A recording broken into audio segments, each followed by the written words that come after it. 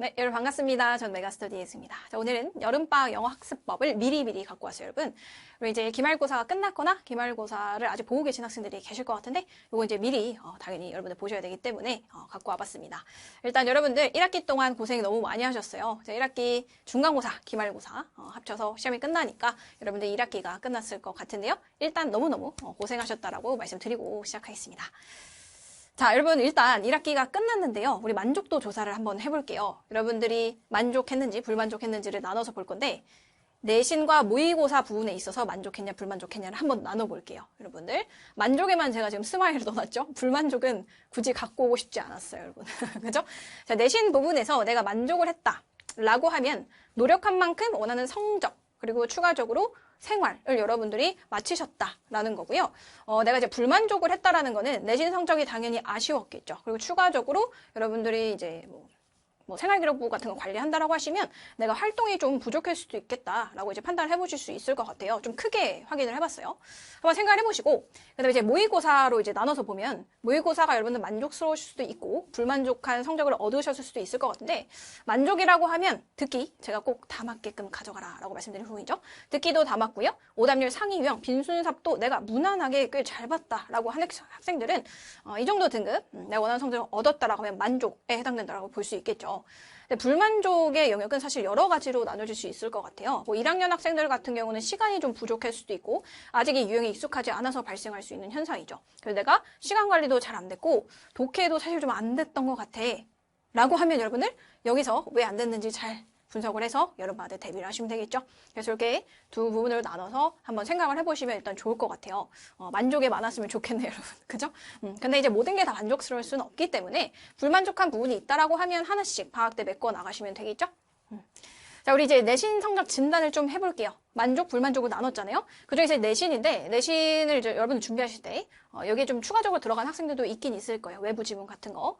크게는 봤을 때 교과서, 학평 변형, 부교재, 어휘 이 정도로 나눠서 여러분들이 진단을 해보실 수 있겠죠?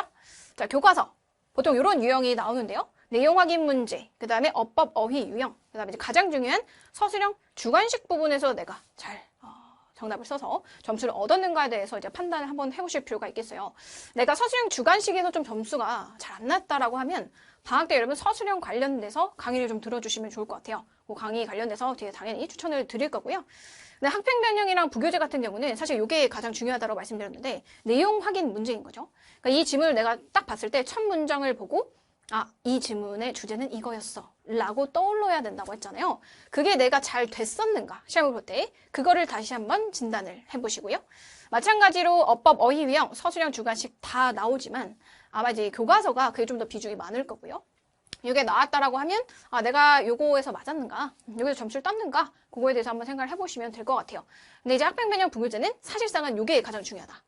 지문이 개수가 많잖아요. 그 측면에서는 요 유형이 여러분들이 가장 중요하다고 볼 수 있겠죠. 이게 내가 잘 됐는가 생각해 보시고요. 그다음에 이제 어휘 입장이 따로 들어가는 학생들은 시험 봐보셔서 여러분 아시겠지만 1학기 때 어휘 단순히 뜻과 스펠을 매칭해서 물어보지 않죠. 이 어휘가 예문에 적절하게 잘 쓰였는가 그걸 여러분들이 잘 판단할 수 있었나? 그걸 한번 생각을 해보시면 좋고요. 그 다음에 이제 예문에 적절하게 쓰였는가를 넘어서서 이 단어의 반의어, 유의어를 활용한 문제가 나왔을 수도 있어요. 그걸 내가 잘 풀었었는가, 어휘가 부족하지 않았는가에 대해서 네 가지 유형을 나눠서 진단을 해볼 수 있겠습니다. 자, 그 다음에 요거 모의고사 성적 진단 해볼게요. 요거 1, 2학년 무관하게 다 요렇게 나눠서 진단하면 해볼 수 있을 것 같은데요. 자, 듣기. 자, 듣기는 크게 두 가지로 나오면 될 것 같아요. 6번, 9번, 10번. 조금 난이도가 있는 부분이고요. 집중이 필요한 부분입니다. 여러분들이 이 시간에는 독해를 하시면 안 된다라고 말씀드렸고요. 자, 이 문제들 같은 경우는 계산이나 세부 내용 기억 문제가 들어가기 때문에 좀 집중을 해주셨어야 되는데 요 유형을 내가 맞았는가 그거 일단 체크해보시고 오답이 났다라고 하면 여기서 났는가 여기서 났는가 그걸 판단해보라는 얘기죠. 대부분의 학생들이 이 대화의 흐름 파악에서는 거의 오답이 안 날 거고요. 여기서 많이 났을 거예요. 그래서 요거를 차분하게 계산을 해서 푸는 거를 여러분들이 방학 때 좀 연습을 하시면 일단 좋을 것 같고요. 사실 듣기보다는 독해랑 어법, 어휘에 좀 강조를 드리고 싶긴 해요. 독해를 풀 때 크게 이제 세 가지 유형을 나눠서 말씀드려보면 자, 대입 파악, 도표 실용문, 그다음 빈칸 순서 삽입으로 한번 나눠서 진단을 해볼게요. 자, 일단 대입 파악이라고 하면 그 지문의 핵심 요지를 여러분들이 파악을 해서 푸는 문제들인 거잖아요. 자, 지문의 전개에 따라 핵심 요지 파악을 제대로 했나요? 물음표 이렇게 되어 있어요. 자, 이 지문의 전개라는 거는 제가 이제 지문의 특성을 설명드릴 때가 있어요. 그중에서 대표적인 지문의 전개가 뭐가 있냐면 PES죠. 어떤 문제점을 들었으면 그거에 대한 솔루션, 해결책을 제시해주는 그런 질문. 그런 질문 같은 경우는 우리 이제 솔루션 부분이 중요하다고 말씀드렸죠. 그런 거에 일단 여러분들이 집중을 하셔서 초점을 둬서 대입학 문제를 잘 풀었는가 그거 한번 생각해 보시고요. A, B를 대조해서 뭔가 비교하는 내용의 지문이 있을 수도 있다고 했어요. 그렇다고 하면 두 개의 공통점과 차이점에 집중을 해서 내가 문제를 잘 풀었는가 그걸 한번 생각을 해보시면 좋을 것 같아요. 사실 이 두 개로만 나눠지는 건 아니지만 다른 지문의 전개도 많습니다. 대표적으로 이런 것들이 있었는데 내가 그런 요지를 잘 파악하면서 문제를 풀었는가 그거 한번 생각을 해보실게요. 네, 두 번째 우리 이제 점수 따는 유형인데 도표 실용문 문제입니다. 도표 실용 문제는 논리적인 판단은 사실 딱히 필요하지 않고요. 선지와 내용의 1대1 매칭이 필요하다고 했잖아요. 그거 맞죠? 그래서 1대1 매칭에서, 정보 매칭에서 여러분 미스가 없었나요? 듣기만큼 점수를 잘 챙긴 유형인가요? 요거 한번 생각해 보시고요. 그 다음에 요거. 사실 요게 가장 어렵습니다. 여러분들이 가장 힘들어 하시는 영역일 건데 1학년들 학생들은 아직 시간이 있어요. 2학년들 학생들도 사실 시간은 있어요. 다만 1학년들에 비해서는 좀 적게 있을 뿐입니다. 그래서 본인이 어떤 유형에서 많이 틀리고 있는지를 좀 더 집중 공략하실 필요는 있고요. 2학년들은. 1학년들은 여전히 시간이 많기 때문에 이 빈칸 순서 삽입도 연습을 많이 해보실 수는 있어요. 자, 제가 이제 팁을 드린 것처럼 이 유형들은 어쨌든 논리적 흐름 파악이 필요하고요. 논리적 흐름 파악을 당연히 그리니까 해야 되는데 추가적으로 제가 드린 팁 같은 것들이 있죠. 연결고리입니다. 순서 삽입이라고 하면 문장 간의 어떤 연결고리를 맞추는 거기 때문에 지시사라든지 접속사를 활용해서 앞문장을 추론한다든지 문장 사이에 순서를 맞춰보는 연습을 여러분 잘 하셔서 문제를 풀었는지를 한번 판단해 보시면 좋겠다라는 측면입니다. 그래서 이게 됐는지를 한번 점검을 해주세요. 3월, 6월 모의고사 시험지 펴놓고 해보시면 일단 좋을 것 같고요. 자, 그 다음에 어법 어휘. 여러분들 좀 싫어하시는데 딱 두 유형이 나옵니다. 자, 어휘 유형은 제가 매번 팁을 드리죠. 요거 먼저 볼까요? 글의 흐름과 반대되는 어휘를 여러분들이 느끼셨는가? 그러니까 맥락상 예혼자 다른 뉘앙스를 풍기고 있는 걸 여러분들이 캐치를 했는가? 이 문제를 풀 때. 그 다음에 추가적으로 선지에 모르는 어휘가 있었는가? 사실 이 문제 자체는 선지에 있는 어휘를 여러분들이 모른다라는 가정하에 내는 어휘 문제는 아니에요. 유형 자체가 어휘지만 제가 매번 말씀드리죠. 단이어가 잘 떠오르는 선지를 먼저 의심해야 된다는 이유는 맥락상에 혼자 엇나가는 친구이기 때문이라 했죠. 그래서 그걸 여러분들이 파악해서 문제를 잘 풀었는가를 한번 생각해 보시면 좋고요. 29번 어법. 여러분들 일단 어법 문제는 어떻게 생각하시나? 선생님 이거 어법 문제 한 문제인데 이렇게 열심히 어법을 공부해야 되네요? 라는 생각을 많이 하세요. 근데 1학년 학생들은 특히 아직 시간이 있잖아요. 이 문제 정확히 여러분들 어법 공부하셔서 맞으셔야죠. 당연한 내용입니다. 여러분 어차피 내신에 어법이 들어가기 때문에 어법 공부를 지금 철저히 하셔서 이 어법 유형도 정확히 근거를 따져서 맞으시면 당연히 좋습니다. 근데 다만 이 모의고사 수능 어법이라는 거는 범위 자체가 작아요. 뒤에서도 제가 말씀드리긴 할 건데 모든 지엽적인 문법이 다 나오는 건 아니라고 했어요. 어느 정도 나오는 파트가 정해져 있고요. 그거 위주로 일단 공부를 하시면 되긴 하는데 어쨌든 모의고사 어법을 풀 때는 이거를 따지셔야 된다 했죠. 문장의 기본 성립 구조를 먼저 따셔야 돼요. 예를 들면 문장이 어쨌든 성립을 하려면 주어 동사가 반드시 하나가 있어야 되죠. 명령문이 아니라면 명령문도 주어가 생략됐을 뿐이지 주어가 있는 거잖아요. 그거를 일단 먼저 생각을 하셔서 문장 내에 필요한 성분으로서 그 선지가 역할을 제대로 했는가 그걸 따지면서 이 어법 문제를 풀었는지를 생각해 보세요. 예를 들면 이 주어에 대한 동사가 하나 있어야 되는데 동사 자리에 동사가 아니라 준동사를 집어넣었다든지 가장 많이 나오는 이유이죠. 동사에 이 주어 핵에다가 수일치를 복수를 시켜야 되는데 단수를 쓰지 않았는가 이런 거 가장 기본적인 것부터 여러분들이 따주셔서 이 어법 문제를 풀었는지를 한번 생각을 해보시라는 얘기예요. 그렇기 때문에 사실 모의고사 수능 어법은 구문이랑도 같이 가는 그런 유형이라고 보시면 되겠습니다. 이렇게 좀 디테일하게 진단 한번 해볼게요. 자, 그래서 여러분들 제가 예전에 몇 개월 전에 캐스트에서도 말씀드렸는데요. 저의 과거죠. 거기서 말씀드렸는데 여기 써있죠. 모두에게 공평한 시간. 세상이 좀 불공평합니다. 살다 보면은. 근데 모두에게 공평하게 주어진 게 하나가 있어요. 그게 뭐냐면 시간이에요. 여러분에게 이제 방학이 있잖아요. 그래서 여름방학을 100% 활용해서요. 본인이 아쉬웠던 1학기의 성적을 만회하시고요. 내신 측면. 그 다음에 탄탄한 수능 기초를 좀 쌓아서 모의고사 성적 좀 올려보시면 좋겠다라는 측면이에요. 그래서 이걸 좀 나눠서 강좌도 좀 추천해드리고 한번 해보도록 하겠습니다. 자, 내신 측면에서는 1학기 내신 만회 전략인 거죠. 자, 어쨌든 내신에서 1등급을 맞으시려면 서술형 대비를 여러분들 잘 하셔야 돼요. 사실 내용 확인 문제 이런 것들은 여러분들이 어느 정도 맞고 있기 때문에 서술형 문제 아니면 이제 어법, 좀 고난도 어법 이런 데서 점수를 아마 로스하고 계실 거예요. 읽고 계실 거예요. 그래서 서술형 대비죠. 서술형 주관식 영작 배열. 요거를 여러분들이 연습을 해보면 좋을 것 같아요. 물론 서술형 외에도 내가 많이 틀린 유형이 무엇인가를 정리는 당연히 해보시고요. 방학 전에. 자, 그래서 추천 강좌는 뭐냐? 내가 객관식은 어느 정도 맞았는데 서술형에서 점수가 많이 깎여서 등급이 안 나왔다라는 학생들은 방학 때 내신 대비 측면에서는 내신 준비, 미리 대비하는 측면에서는 이제 블랙라벨 어법 시리즈가 지금 열려있는 게 있거든요. 그거를 좀 들어주시면 좋을 것 같아요. 근데 이 강좌 자체는 사실 엄청 쉬운 강좌는 아니에요, 여러분.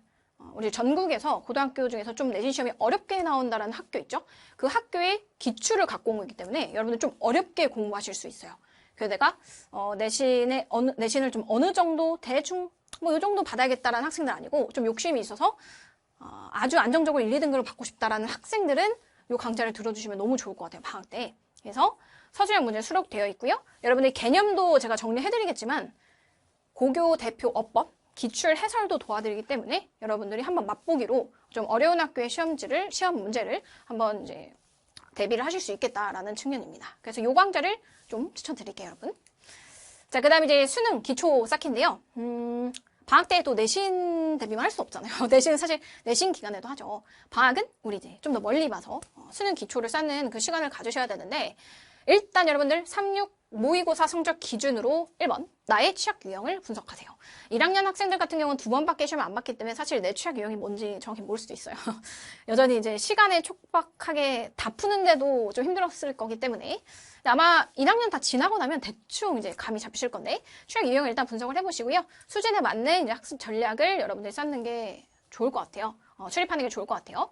근데 일단 전반적으로는 수능 기초 쌓는 데 있어서는 방학 때는 여러분들 어법과 같이 공부하면 좋은 필수 구문, 문장의 성분을 따져보는 필수 구문 강좌를 추천을 드리고 이번에는 내가 2025년 학력평가 강좌가 내신에 들어가진 않았지만 최근에 기출을 내가 달아보고 싶다라는 학생들은 이것도 좀 추천을 드리겠습니다. 근데 이제 수능 기초 강좌는 제가 이제 등급별로 좀 나눠서 한번 다시 말씀드려 보려고 해요. 왜냐면 등급마다 좀 이제 집중해야 되는 포인트가 좀 달라서 나눠서 이제 말씀드려 볼게요. 근데 그 전에 어휘는요, 등급 무관하게 여러분들이 다 가져가 주셔야 되는 부분이죠. 아까 우리가 앞에서 만족도 조사를 했잖아요. 거기서 이제 모의고사 진단을 할 때 불만족한 학생들 중에는 독해가 제대로 안 돼서 그냥 문제를 제대로 풀 수 없었어요 라는 학생들이 분명히 있었을 거예요. 근데 그 학생들은 대부분은 사실 뭐냐면 어휘 부족입니다. 어휘 부족인데 사실 어휘라는 거는 영어에서는 영어의 자신감과 비례한다라고 보셔야 돼요. 방학 때 아니면 그 많은 양의 단어를 외울 시간이 없기 때문에 등급 무관하게 일단 어휘 당연히 가져가 주셔야 되고요. 주 단위 계획적 학습을 하시면 돼요. 본인 수준에 맞게 개수를 정해서 외우시면 되고요. 반복이 일단 가장 중요합니다. 단어라는 건 휘발성이 굉장히 강하기 때문에 그게 일단 중요하고 자, 여러분 이제 외울 때 우리가 중딩이 아니라 고딩이기 때문에요. 그냥 뜻만 외워가지고는 절대 도움이 되지 않습니다. 당연히 품사까지 외워두셔야 돼요. 여러분들이 품사를 그냥 보통 무시하고 그냥 대표 뜻, 앞에 있는 뜻 있잖아요. 그렇게 달랑 풀고 넘어가시는데 그럼 여러분들 이제 어법 문제 풀기도 좀 어려울 수도 있고요. 구문을 따져서 해석할 때도 좀 오히려 헷갈릴 수가 있어요. 정확히 품사를 따질 줄도 알아야겠다. 그 측면에서 품사, 그 다음에 그 단어가 적용된 예문 있죠. 예문까지 학습을 해주시는 걸로 가져가 주시면 좋겠습니다. 사실 단어장은 제가 봤을 때는 종류 무관하게 너무 좋은 단어장이 많기 때문에 일단 하는 게 중요하다 생각하기 때문에 하나 정하셔서 그걸 계획 잡아서 한번 해주시면 좋을 것 같아요. 여름방학 좀 짧기 때문에. 자, 그럼 이제 단어를 건너뛰어서요. 독해랑 이제 어법 측면인 거죠. 근데 세 가지로 나눠서, 세 부분으로 나눠서 얘기해 볼게요. 자, 1, 2등급 학생들인데 제가 점수를 굳이 써놓은 이유가 있어요. 당연히 이제 90점 이상은 1등급인데 2등급 학생들도요. 저는 두 분류로 나눠야 된다고 생각을 하는데 이제 85 이상인 거죠. 2등급인데 이제 1등급에 가까운 학생들과 2등급인데 이제 3등급에 가까운 거죠. 80 초반대. 그 학생들은 사실 여기 영역으로 봐야 되거든요. 본인이 진단을 정확히 하셔야 돼요. 그렇게 나와서 말씀드려볼게요. 일단 1, 2등급 학생들은 전반적인 어휘 실력이라든지 이런 게 기본적으로 되는 학생들이 많죠. 사실 1학년 학생들은 그 본인의 모의고사 성적이 절대 수능 성적은 아닙니다. 1학년 때 모의고사보다는 2학년 때가 어려지고 2학년 때보다 3학년 때가 훨씬 어렵기 때문에 그걸 유지한다라고 하면 이 학생들 당연히 굉장히 잘한 거고요. 사실상 유지하기가 어려울 수 있어요. 그래서 이 1, 2등급이 영원히 간다라고는 생각하지 마시고요. 어쨌든 자, 이분들은 감을 유지하는 게 일단 중요하기 때문에 크게 봤을 때는 사설이든 기출이든 실전 모의고사를 듣기 포함해서 시간을 정해놓고 계속 방학 동안 연습해 주는 게 좋을 것 같아요. 뭐 주에 한 번 정도면 되겠죠? 그러면 여름방학이 보통 4, 5주 길어야 5주거든요. 그 기간 안에 한 4에서 5회분 정도를 너무 적다 싶으면 주에 2회분 해서 이제 10회분을 이제 풀어보시면 일단 좋을 것 같고요. 중요한 거는 시간을 딱 정해놓고 듣기 포함해서 푸시는 게 일단 좋을 것 같습니다. 그래야지만 이제 모의고사에 대한 감을 유지하기 때문에. 그 다음에 틀린 것 중에서 내가 이제 빈칸이나 문삽 순서가 있다면 오답률 상위 유형이 틀렸다고 하면 그 유형에 대해서 여러분들이 좀 정복할 필요가 있겠죠. 그거에 대해서 한번 생각을 해보시고 당연히 이제 선생님들이 말씀해주신 팁을 활용하는 것도 좋지만 기출을 풀면서 본인만의 전략을 한번 짜보는 것도 굉장히 중요합니다. 어쨌든 그렇고요. 그 다음에 이제 3등급 같은 경우는 3학생들 똑같아요. 일단 기본적으로 이분들도 감은 유지해야 되니까 똑같이 듣기 포함해서 실전 모의고사를 해주면 좋은데 이분들이 왜 3등급입니까? 그 이유가 있겠죠? 이 오답률 상위 유형 외에 틀리고 있는 유형이 있기 때문이에요. 그런 유형들이 뭐가 있니? 취약 유형이 또 있겠지. 그러니까 오답률 상위 빈순환 말고 뭔가 내가 틀리고 있는 게 있어. 2학년 학생들은 더더욱 그게 두드러질 거거든요. 그거를 정확히 파악하시고요. 그걸 방학 때 집중 공략해서 여러분들의 전략을 하나 짜서 그 유형을 2학기 때 틀리지 않게끔 한번 해보는 게 좋겠죠. 그래서 3등급 학생들 같은 경우는 뭐 어휘량이 엄청 부족하다기보다는 사실 솔직히 말씀드리면은 독해를 약간 간독해를 하고 가실 가능성이 좀 있어요. 그러니까 단어 아는 걸 이렇게 약간 때려 맞추는 거죠. 그런 것들을 좀 잡아주시면 좋은데 그 측면에서는 식강 내로 좀 짧게 구성된 고교 필수 영문법 요거 이제 구문 강의랑 같이 들어주시면 좀 더 정확한 독해를 할 수 있거든요. 그런 거 좀 추천을 해드려볼게요. 그 다음에 이제 4등급 이상 학생들 여러분들 내가 이제 4등급이라고 해서 절망할 게 아니에요. 4등급이면 내가 위에 올라갈 계단이 많잖아. 굉장히 좋게 생각하셔도 돼요. 이 학생들은 기본적으로는 어휘가 일단 안 됩니다. 어휘가 안 돼. 여기는 어휘가 되기 때문에 때려 맞출 수 있는 거야. 여기는 어휘가 안 됩니다. 그래서 일단 어휘를 무한정으로 많이 외우셔야 돼요. 이게 기본입니다. 어휘 외울 때 이제 구문학습, 예문이랑 같이 공부해 주시면 좋고 그 다음에 이분들은 일단 기본 유형부터 챙겨야 된다 했죠. 이거는 점수 확보 유형이거든. 그래서 실용문, 대입학, 듣기 기본 점수를 확보하세요. 자, 실용문 제가 아까 뭐라 했죠? 1대1 정보 매칭이기 때문에 연습만 하면 점수를 확보할 수 있는 유형이고요. 자, 듣기도 아까 계산해야 되는 그 유형들 빼고는 여러분들이 반복해서 듣기만 하면 그렇게 점수 단에서 어려운 유형은 아니에요. 반복의 유형이거든. 맞죠? 이거 확보를 하셔서 이걸 확보를 하시고 대입파악 문제를 어느 정도 맞아주시면 4에서 3으로 올라가는 건 사실 그렇게 어려운 일은 아닙니다. 특히 영어 절대평가잖아요. 그래서 그걸 좀 연습해주면 좋고 마찬가지로 이 강좌를 추천은 드릴 수 있을 것 같아요. 근데 이분들은 기본부터 일단 잡자. 어휘와 기본부터 잡자. 사실 제가 드리고 싶은 말씀입니다. 사실 여러분 다 알고 있죠? 다 알고 있는 건데 그냥 다시 한번 리마인드 시켜드린다고 보시면 되고요. 이제 마지막으로 제가 말씀드린 부분이 있어요. 여러분들이 어법에 대해서 항상 고민을 많이 하세요. 아, 뭐 모의고사 수능에 어법 하나 나오는데 해야 돼요? 대부분의 학생들이 이렇게 얘기해요. 저한테 이제 해야 되냐라고 물어보신다면 저는 당연히 해야 된다라고 말씀을 드려요. 근데 이제 내신 어법이냐 수능 어법이냐에 따라서 조금 나눠서는 말씀드릴 수 있을 것 같아요. 현실적으로 봤을 때. 그리고 예전에도 말씀드린 적이 있는데 내신 어법은요. 그러니까 내가 이제 학종으로 가거나 수시로 가는 학생들은 내신 성적을 챙겨야 되잖아요. 그 측면에서는 내신 어법은 조금 더 지엽적으로 공부할 필요가 반드시 있어요. 그 측면에서 말씀드리는 거예요. 내신 어법은 이 전부 다예요. 영역이 좀 더 많습니다. 그러니까 조금 더 디테일한 부분이 다 많이 들어가요. 그러니까 이 정도로 공부를 해주셔야 되고요. 이 측면에서는 그 블랙라벨 어법 시리즈를 다루시면 될 것 같고 이제 수능 어법이라고 하면은 이 전부가 다 들어가진 않고요. 나오는 그 파트가 정해져 있어요. 여러분도 아시겠지만 5개년 기출 분석을 해보면 나오는 유형들이 어느 정도 정해져 있는데 이 정도 지금 이제 검정색으로 변한 부분이 있죠. 이 정도에서 1, 2, 3, 4, 5번 선지가 구분이 됩니다. 그렇기 때문에 요거 정도는 그냥 고교 기초 영문법이죠. 그거 짧은 강의로 정리하셔도 충분하다라고 생각이 듭니다. 구문 강좌랑 같이 활용해 주시면 좋고요. 여러분들 이제 어법에 대해서 질문이 많아서 이렇게 일단 말씀을 드려봅니다. 여튼 여러분 준비 잘 하셔서 여름방학 때 성적을 많이 올릴 수 있는 그런 시간을 가지셨으면 좋겠어요. 시간이라는 거는 유일하게 공평한 수단이기 때문이죠. 여러분들 공부 열심히 하셔서 2학기 때는 내가 원하는 성적을 얻으셨으면 좋겠다는 게 제 희망사항입니다. 여러분 그죠? 그럼 여러분 저희는 또 다른 캐스트에서 만나도록 하고요. 저기 써있죠? 두려워 말자. 여러분들 그런 말이 있어요. 전문가라는 게 어떤 사람을 전문가라고 하냐. 그 영역에서 내가 저지를 수 있는 실수를 다 저지른 사람을 우리가 전문가라고 하거든요. 그래서 여러분들이 내가 영어가 좀 안 된다라고 하면 영어에서 저지를 수 있는 모든 실수를 수능 전까지 다 하세요. 그러면 어느 정도 여러분들이 원하는 수준의 영어 전문가가 되지 않을까. 1등급 가능할 거라고 생각이 들고요. 제가 같이 할 거니까 너무 걱정하지 마시고요. 저희는 그럼 또 다른 캐스트 강의에서 뵙도록 하겠습니다. 안녕!